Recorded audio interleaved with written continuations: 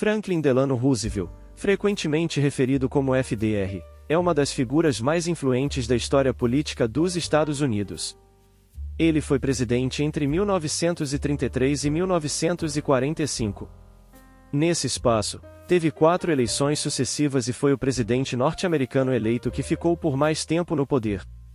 Em 1900, ingressou na Universidade de Harvard, onde permaneceu até 1904. Nesse mesmo ano, iniciou o curso de Direito na Universidade de Columbia, em Nova York.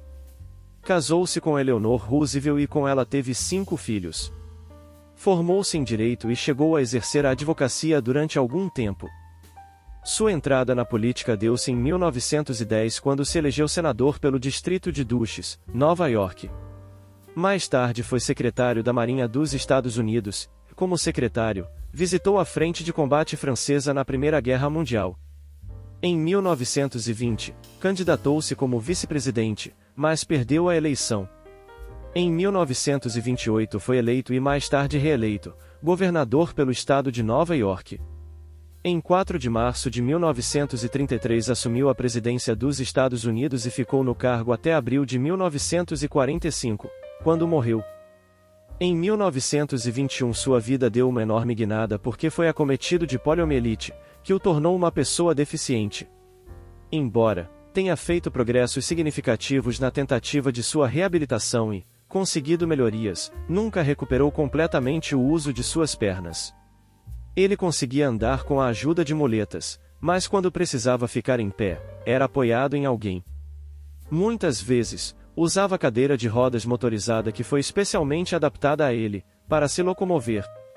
De uma forma ou outra, sua habilidade de se mover era limitada, e frequentemente, ele escondia sua deficiência do público, para evitar qualquer aparência de fraqueza. Sua luta pessoal contra a polio, no entanto, inspirou muitas pessoas porque foi um exemplo notável de resiliência. Sua experiência com a doença criou nele sensibilidade para as dificuldades das pessoas com deficiência. Com isso, fez com que ele criasse políticas e esforços em prol dos direitos das pessoas com deficiência, durante todo o tempo no cargo.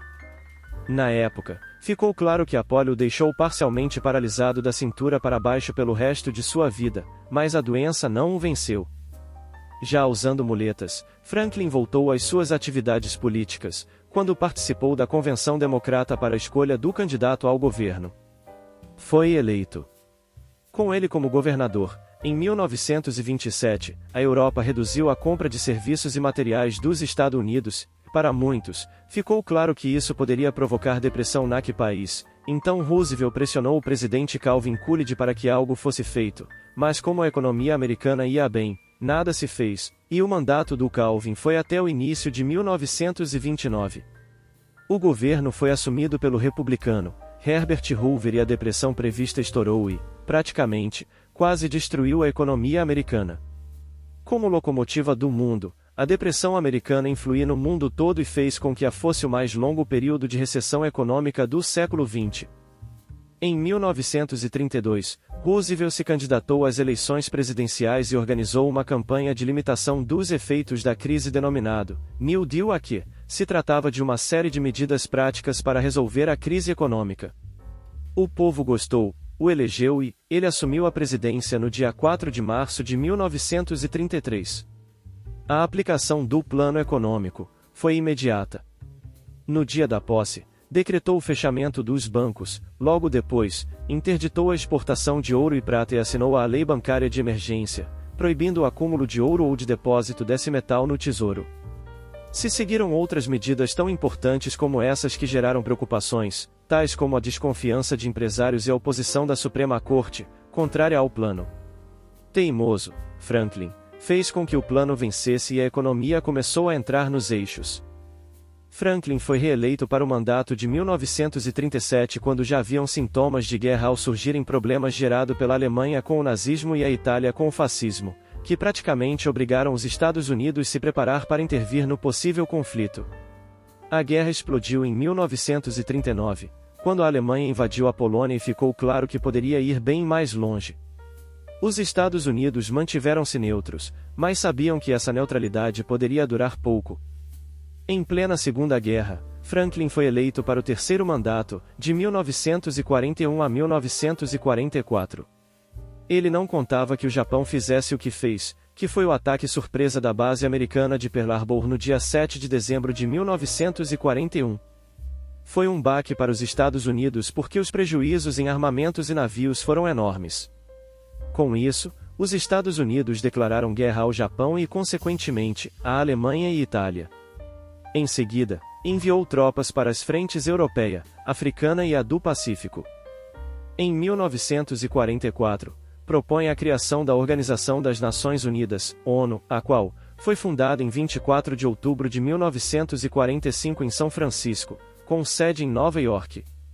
Deixou em curso o Projeto Manhattan, altamente secreto, para desenvolver a criação da bomba atômica.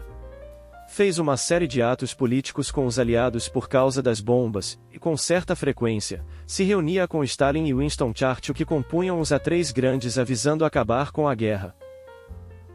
Em novembro de 1944, Roosevelt foi reeleito para seu quarto mandato. Assumiu em março do ano seguinte e em abril, quando sofreu um derrame, acabou morrendo. Aconteceu que, por conselho médico, foi para Warm Springs, Geórgia, em março de 1945, para se recuperar do que se acreditava ser uma exaustão. No dia 12 de abril daquele ano, reclamando de enorme dor de cabeça e, ao sentar numa cadeira quando se preparava para pintar um retrato, desabou e, em 2 horas, foi declarado morto. Seu vice, Truman, assumiu no mesmo dia e 1 hora depois, a Casa Branca emitiu uma breve declaração do presidente, dizendo que a guerra teria prosseguimento em todas as frentes. Quase 76 dias depois, uma bomba atômica explodiu sobre Hiroshima e 3 dias depois, a segunda bomba, explodiu sobre Nagasaki.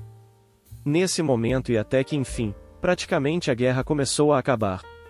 O resto é história onde, uma pessoa com deficiência insubstituível, foi o salvador do mundo.